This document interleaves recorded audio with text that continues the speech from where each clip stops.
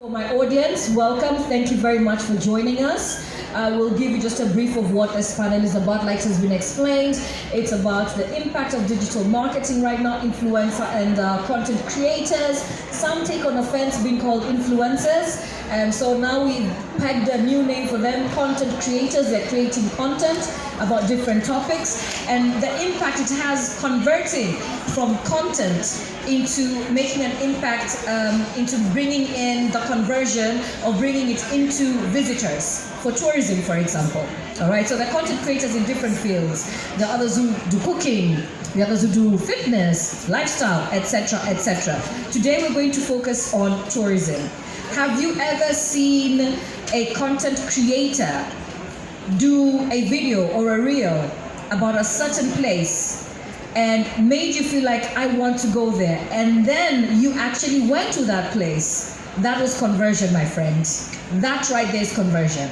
Okay, let's say you've seen a fantastic place in Zanzibar, nice hotel, okay, has an infinity pool, ooh, pristine beaches, clean aesthetics, and then you say, okay, on my birthday, on a certain date, I'm actually going to go to that place. But it's because of the content creator's version of that area. So their version becomes conversion for you into visitors. That's what we're talking about. We have Robin De Villiers, right, from South Africa. She's an expert in the area.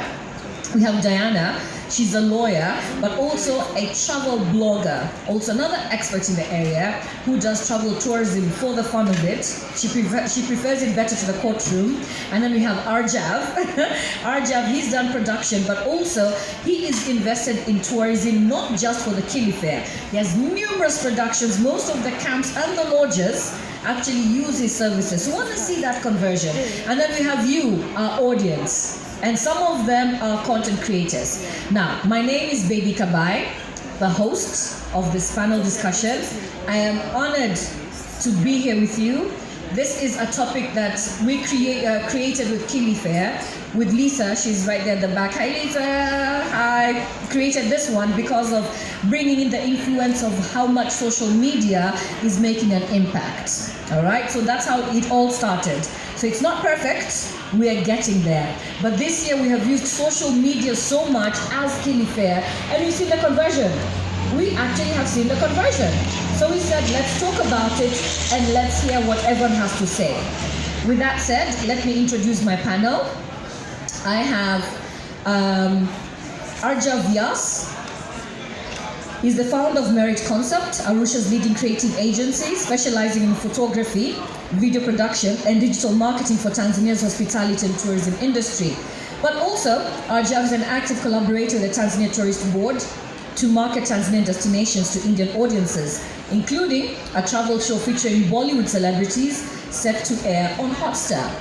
He's also currently producing a feature documentary following a man who walked the entire length of Africa, from Cape Town to Cairo, 800 days on foot, walking, 800 days on foot. It's going to be premiering in theaters later this year, and probably, fingers crossed, on Netflix. Please give him a round of applause.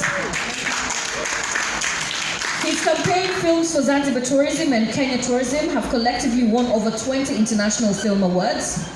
Recently hosted Arzu Khurana, hope I pronounced it correctly, I'm sorry if I did, India's most celebrated female wildlife photographer, on a Tanzania campaign that generated significant reach across India.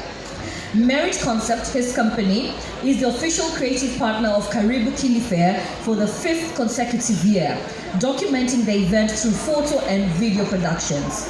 Also producing content around elite Tanzanian marathon runner and world champion athletics champion Alphonse Simbu, helping bringing his story to international audiences. That is where he and I partner. We are going to bring Alphonse Simbu not just to Tanzania visually, but to the world. Alphonse Simbu is Tanzania's gold medalist and also the current world athletics champion, and he's here in Arusha, in Tanzania. Round of applause for that.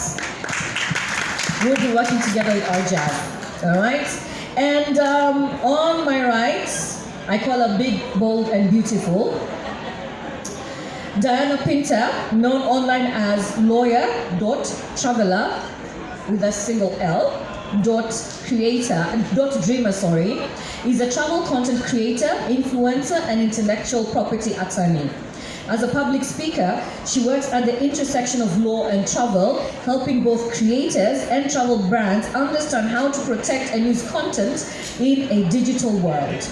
Originally from Romania and spending much of her time in the United States, Diana brings a global perspective to her work.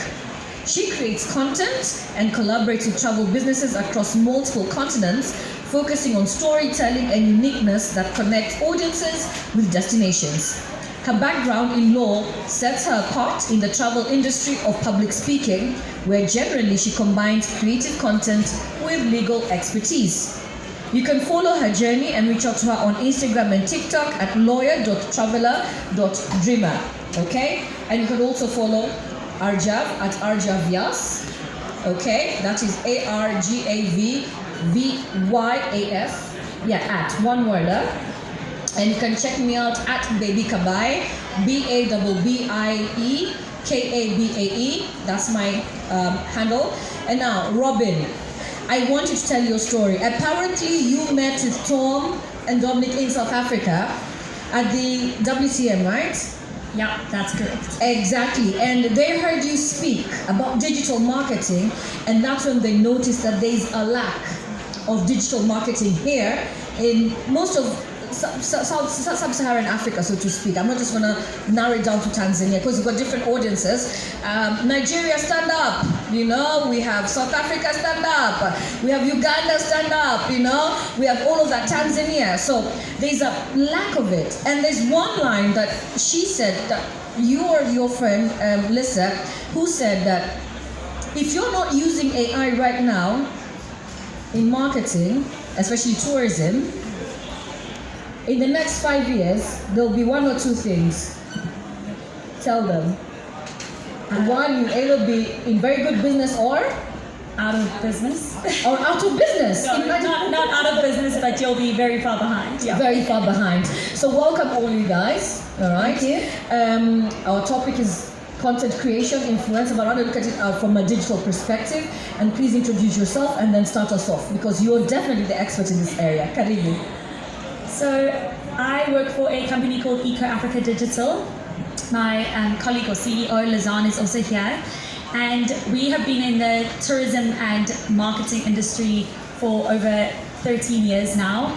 And we just have such a passion for Africa that we wanted to share it with the rest of the world so that they could experience what we know and love so much. And we've definitely, I would say, as a continent, as Baby mentioned, we are behind inherently, and I think that the digital marketing space really has an opportunity to elevate, to amplify, and we are able to reach markets that we wouldn't have in an ordinary time. So it's certainly something that Africa has leveraged, and it's certainly something that we've had to balance between leveraging and being exploited. And yeah, it's such an incredible continent, and there's so many stories to be told here through content. And I think that there's such a big gap in the digital space to tell those stories well, to tell them in a meaningful way, to tell them in an impactful way that leads to conversions. All right, so how do we lead to conversions? I will take Diana on this one because you're the one who's probably attended most of the conferences. And also one of your brands is the fact that you are telling the stories of high-end companies or properties, you understand, more. And so you've put yourself on the luxury destinations. How does that then convert to visitors for that brand? Well, one of the things that I've realized talking with marketing people at various conferences I attended, with people who really understand marketing, is that the conversion comes in 3 to 5 years. And that's one of the things that I wish more brands, especially tourism boards and hotels, would understand, that you cannot have an influencer staying with you over the weekend and have your reservations, your bookings increase by next week. Because let's face it, how many of you follow a restaurant or a hotel that you've seen online? Can you raise your hand? I do. How many of you might see a restaurant, might see a hotel, and you don't like, you don't comment, you don't follow, but you go on Google and you save the name of the property, and when you go to Zanzibar, you have it already saved there. You might not even remember where you saw it. Talking about conversion, I think that one of the things few people understand, and I'll talk from my personal experience. I had a partnership with a restaurant in Seattle 2 years ago. It's one of our favorite restaurants, and I had another partnership with them last fall. And I met with the owner, and she said, "Oh, Diana, you have no idea how many people came to the restaurant, and they said that they found the restaurant because of your video." I cannot prove that to a company. I cannot put that in a so-called report, so-called statistics. And I think that this hunt for numbers, for likes, for comments, for follows, for all this jazz that the industry needs, and Robin might confirm it, because I understand it too. People want to see numbers, they want to see something on the paper, but the true influence that we have might not be shown there. And that's what a lot of people, I wish they would understand. I pitch a brand and they're like, how can you guarantee your influence? And I was like, I'm a travel content creator. Whether you have 500 followers or 500,000 followers, nobody can guarantee you anything with the algorithm changing every day. Right. So Right. it's like taking a leap of faith and trusting that the content that influencer will create for you will align with your audience. And if I would be working as an influencer outreach, one of the things that I would focus on, okay, I'm reaching out to this content creator. How much does their content align with the vision that we want to send? And I personally learned to understand that the best help that we bring brands might not even be from our influence, from our page, from our followers. It might be from the content that we create. I go and I create a reel, right? And somebody else goes on the page of that hotel, and they think, that girl looks like me, that girl acts like me, I must like that property. All right. So they might find your content on the hotel's page, because let's face it, how many of you have looked a hotel on Booking, you booked it, and then when you get there, you're like, wow, this looks a lot better than what I've seen online. Right. But also sometimes it doesn't look that good. Arjav, I want you to explain to me your experience with dealing with tourism. Now, let's bring it home in Tanzania. You've done Zanzibar, you've done Tanzania, and also you've gone across to Kenya. Can you tell us where the conversion comes in, if it only does, in your experience? Well, in my experience, normally we are direct with the lodges and hotels. We're a filming company, so we help them set everything up nicely so that they have good marketing content. Louder. No, check. Yes. So that they have more marketing content, like high quality content for their websites and marketing shows like this and so on. We have worked with a few influencers, and I agree with what you said. A lot of people watch these videos, these reels, look at these photos, the recommendations that influencers give online, and they want to visit the properties. Sometimes it's true, the property turns out much better. Sometimes the opposite, like you said. They talk so many amazing things. For example, things that a photo cannot justify is, for example, taste of food. Right. Or the quality of the bed, how the mattress was. The way the hotel smells like, Yeah, right? the smell of the hotel, the reception, how people were handled at the entrance, and the welcome drink and so on. In my experience, again, it's all, we have to set things up. So my industry is a bit different. What we have to do, it's not the real thing, because when you go in, the bed sheets, for example, when you check in, they might be wrinkled, they might not be. For our photos, we have to make sure they look spotless. Right, you're ironing, you're making everything look nice, the presentation is what matters. The And of course you presentation also for us is what have a lot of editing as well. You're the example of what a lot of hotels reply to us as influencers. They say, well, we can hire a media company, we can hire professional photographers. What do you think is the benefit of hiring you as a professional, and what do you think is the benefit of hiring an influencer who shares their own personal experience? Okay, so I think if you ask me that question, the difference is if somebody is hiring us, we create the content, then we give it to them. Right. Now it's the brand's responsibility to take it out. So if How the to brand market is- it, how to put it out in the public. Correct. So if they're active on their Instagram, or if they're active at shows like this, Yes. one of the most successful example I can give is the Miracle Experience collection. Right. Every piece of content they've received from us, I think they've juiced it to the last drop. Like I love that. Yeah, they've reused every piece of content multiple times, and we're still creating new stuff. Right. And similarly, we have other lodges, we've given them amazing stuff, but because they're not active, online or at shows like Right. this, that material is just sitting, doing nothing. Which brings me now to your part. If you're not in the digital space, you understand. So he says something that there's a company that's milking every little creation that they've done, whether through the social media or whatever else that they're marketing. And then there are some properties that probably have a good number of attendants, but their social media is dull, and they could be big properties. So are they missing out? Are they late to the party? Absolutely. I think there is, so my first thought when Diana was speaking earlier was the frequency at which people engage with your content. She mentioned that the booking process is, so long from the first time that someone maybe sees a piece of content or engages with your website or sees a picture, or maybe even just speaks to someone about the experience. And in a digital space, we see a frequency of about 22 engagements before someone takes any kind of interaction, before they even click. They usually, and this is in tourism and just brands as a whole, the way that people operate online, they will see a brand or a destination 22 times or more before they are even inclined to have any inclination to You act. mean literally 22 times? 22 times, like that's a lot of times. That's a lot of time. Imagine I was still introducing myself to you on the 22nd time we've met. It's a lot of times, and I think in both the structured media space and the influencer and content creator space, there's absolutely both of them need to exist, and we utilize both of them for such different things.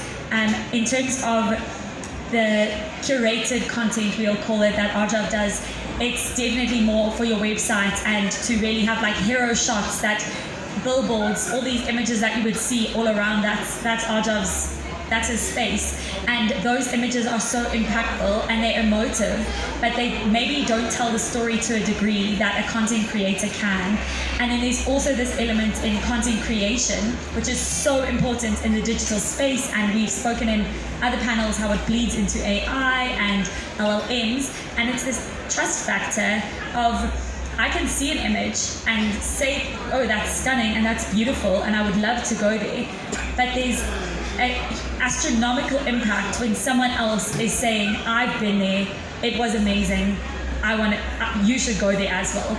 And we actually, again, back to the numbers, we base a lot of our marketing decisions around informed data, and they have found I think the study was done in 2025, which is literally last year, that 93% of travelers will read reviews or seek out other information before they make a conversion. And I think that just speaks to the power of a review, which is the Girl, influencing let me space. tell you one thing. Let me tell you, all my years in marketing and media, we still believe word of mouth is the strongest medium of advertising. That has never changed. Everything has come, radio, television, wada, internet, but still word of mouth, you understand? And it happens.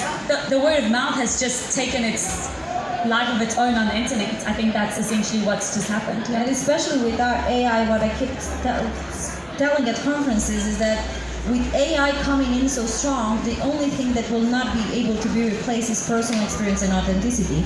And judging by my own behavior on social media, if I see something that looks like AI, I dismiss it instantly. For example, I reached out to a property in Zanzibar for a collaboration, and they told me, oh, we don't need content creators, we don't need photographers, we use AI to generate our photos. And you would see a AI-generated lion on the pristine beaches of Zanzibar, and I was like, why would you want to promote something like this? And I know, and that now affects you, Arja. You understand? It definitely affects you because you need the authenticity. You need to have the real thing. So how is that digital marketing affecting what is traditional in your world? You understand? Because maybe you're not putting it on websites. Before the website, you'd still be taking the pictures and putting them on a photo album. Before the website, you'd still be taking the pictures and putting them in a magazine. So that's the traditional way. So how is this new age AI digital marketing affecting, either in a positive or negative way, the traditional way of how you'd have done it? Well, for a start, I would say, brands who are really serious about their business, again, I'm going to take names, people like Neptune Hotels, Caribou Camps, this Miracle Experience, they have motivation. Their vision is to be the best of the best in Africa. And these people, they don't, I mean, they can buy all the subscriptions that they want of every AI tool possible, but they still rely on the authentic content that we create for them.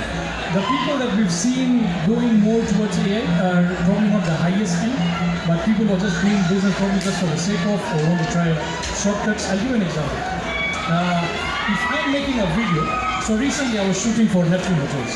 Okay. Neptune, my experience there was amazing in terms of how the property is built. Too good. When you go in, like everything sort of just makes sense. Like from the luxury point of view, everything is seamless. All the forms were signed beforehand.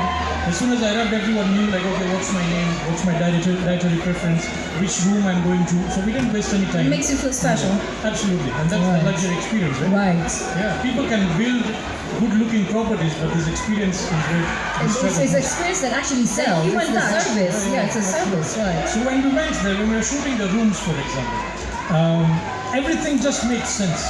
Simply, we've been to so many, like 20, 25, 30 plus properties. This was one of the best experiences we had. When you enter the room where your hand goes, the switch is it's just there where you want to turn on. The clock is where you will see automatically in the room, the clock is there. Now these are things, with our video and photos, we may not be able to express in a better way, but if Diana, for example, is there just with her phone and she said these 2-3 lines, it already, like people, her viewers can already listen to her experience. Whereas what we are showing wide-angle shots of the rooms, it looks good, again useful at trade shows like this, but not the experience way. So coming back to what you said, the digital marketing part, AI cannot share experiences like this the way people can. Right. So I don't think the people who are serious about their business are going to face any problems. I mean, AI has its strengths for sure. It just makes our life easier, right? Sending an email.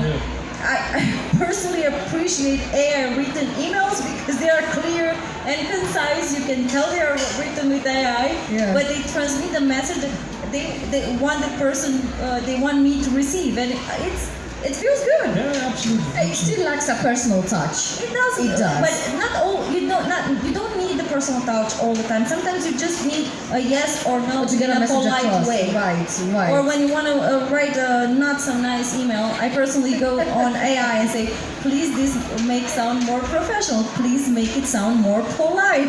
Right. Let's get back to you, Robin. So, in your opinion, the world is advancing. Africa, I'd want to say we're a couple of steps behind, right? But where we are right now, as of where we are at the Kili Fair, in digital marketing, should we take it on, or should we still keep on to some of what we reserve as our own authentic way of marketing and letting people know, experience Africa? Let's go as a whole. I think that there's room for both. I think that there would be a missed opportunity if you didn't think of your own traveler. So if we're catering for an American market, we need to meet that traveler where they are. And that traveler is on AI. The European market, that traveler is on AI. They're asking their LLMs where to go in Africa. So from our perspective, I would say in the digital space, meeting them where they are, and then bringing them into the African experience quite early on. So what we encourage, and we've spoken about in a couple of the other panels and in the workshops yesterday, is meeting them in a way that is comfortable to them, getting the information we need, and then bringing in the human experience to make the conversion. And then it almost brings the Africanacity, if I can think of a word, of their experience of their travel to Africa starts from that booking time until their trip and until their experience. If I think of content and the creation of content in sort of that funnel, I always think of it we always speak about marketing in a funnel where you have awareness and then consideration and then your decision making and then your actual conversion. And I would say that the content and in terms of an influencer or a travel blog or an informational review style would be actual awareness stage where you're gathering information to make an informed decision, and then things like content like Arjav creates would be to reiterate that in the actual, okay, this is what my room looks like, this is what I want to convert on. So yeah, I think that there's room for both, and I think it would be silly to think that it can completely replace the experience, The experience, right. and in terms of just an infrastructure, if I think of the interdestination travel, a lot of those sort of planes, charters, it's private. There's no schedule. You can't hop onto a website and say I want to fly at 2 o'clock, not 3. It's like you have to fly at this time if you want to get to where you want to go. So there's an element that will always require human. And to be honest, I hope that never changes, because I think that's the heartbeat of Africa. That's why people come here. Right. Yeah. Now, why people come here, now all we talked about was kind of on the positive side, but we also do know, because of the digital space, if you have a negative review, you have a bad experience in a hotel, in a restaurant, wherever that place is, how then do you convert the negative reviews to a positive one? You understand? Because, okay, so I have gone to a place, didn't enjoy the experience, or had a bad experience, you know, and now it's all over the digital space. On social media, you know, an accident occurred at this place, or something happened at this place, hotel, restaurant. How do you convert that into more positive as a business owner coming from the back end of the business owner, but also as a person, if you're looking at it, you see, oh, in this hotel something nasty happened, or in You this mean like restaurant. clearing the reputation of a destroyed brand? I don't want to say destroyed. It's been in the news. Affected. Yeah. Affected. Yeah. It's not destroyed. It's still standing. But hey, an incident occurred. Yeah, well, I was thinking also while Robin was speaking about Africa, and I know from my experience, like saying that I'm coming to Africa, and people are like, "Aren't you scared?" Even now, I spoke with the tourism representative of an European country, and I told him that I was in South Africa, and he was like, "Please be honest, how safe it is to go with my wife?" And while I was pitching potential partners at ITB Berlin for South Africa, I told them, "Look, the message that I want to send through my content is that I will not get raped, I will not get robbed, and I will go back to my country with beautiful memories, and that Africa is not as dangerous as people put it on the map." And I think that's, talking what he said, that's the message that influencers, content creators, and every one of you in the audience, because there is this misconception of you having to have a certain amount of followers. No, if you can influence one person to go to a certain place, you're an influencer. I hate the word, but whatever. It's interesting how when you present yourself as a travel content creator, they're like, what? Oh, I'm an influencer. Ah, okay. And you have two roads. Oh, don't call yourself like that. Oh, yeah, you're an influencer. We want to work with you. So I'm curious, Robin, how do you counter-attack the preconceptions of the vision that Europeans and Americans have about traveling to Africa? Yeah, so I'm going to just go back to your question quickly on sort of navigating a bad We're converting review. it. We're in conversion. So we're converting all this into visitors. Now something has happened. How are we converting that into, there's an incident, and now how do we portray this into a good place? Because sometimes, again, the digital space can destroy you. So I think the first protocol is always fast response. An issue is always de-escalated when it's addressed transparently, addressed well, addressed publicly. Even if it doesn't need to be an announcement, but maybe a response to a bad review or whatever that is. And I think there's also and this is just the way of the world, you can have the most divine, juiciest, ripest apple, and there will always be someone that doesn't like apples. Absolutely. So I think that's how we sort of look at feedback and reviews, is if you have 1,000 reviews and there's 10 that are 0 or 1-star reviews and the other are 5-star reviews, it's just the way of the world, and you're never going to please everyone, you're never going to satiate everyone's needs. But I think addressing it well, so say for example, our travel here was, and we're from South Africa, so we are very well aware of African time and how things go. But we were like delayed flight after delayed flight, and I found myself getting irritated, because I was on this, this doesn't actually happen that much at home, and I'm coming from somewhere that's quite similar in many ways. So I can only imagine if a European traveler was experiencing what I have, where they quite military about time and you take off at 1 o'clock. So I think in that example, if I were a European traveler and I went to the airline and said I had a terrible experience and everything was late. My bag was lost. That's actually a true story. I don't have it still. Okay. um, Sorry about no, that. that's all right. That's not pleasant for sure. But if I took that to a public platform, I think the response, there's always, and you can maybe use some tongue-in-cheek and say, you know, this is Africa, we don't have the same resources, or like we're doing the best we can, someone's on it. And I think, to be honest, even in this negative experience, I've met so many people from the different airline really going above and beyond to help me. And I think I will probably go home and remember that more than the fact that I wore the same clothes for 5 days. Thank you. And some people waiting for reg bait, you know? But like, oh, no, I've been there. Da, da, da, da. Arjun, how would we do that? Convert negativity of a property or an area or restaurant and be able to bring it back. Because digital space right now, if you say this restaurant, this hotel, you have, whoa, naysayers. Or if an essence has a card, how then do we battle it and convert it back into a positive review? Okay, so first off, you know, we have a restaurant, right? Yes. So I have a Oh, restaurant. by the way, they have a fantastic restaurant. I'm just going to plug this in. 5 Chutneys. It's in Arusha town. It's vegetarian, but the best vegetarian meals I've had. Go on. Thank you very much. So, Kurt, for the past 5 years, we've maintained the status of being number 1 on TripAdvisor. And, you know, although a lot of people come, they write amazing 5-star reviews, there's always a few probably where something didn't go right. We, like at our restaurant, we always look at these guys who are trying to teach us more. You know, I mean, because if everything was 5-star or 0 negative reviews, people will think it's a fake. Yeah, it should be AI generated. Yeah, absolutely. So it keeps us, like, it maintains a good balance for us. For the 1-star, 2-star, 3-star, and even 4-star reviews, they usually have some complaint there. So first thing first, like Robin said, we have to address it no matter what. And we always try to improve on that. And always let them know, like, hey guys, we've improved on this thing. Last time probably your wait time was 20 minutes. You know, we were expecting it faster.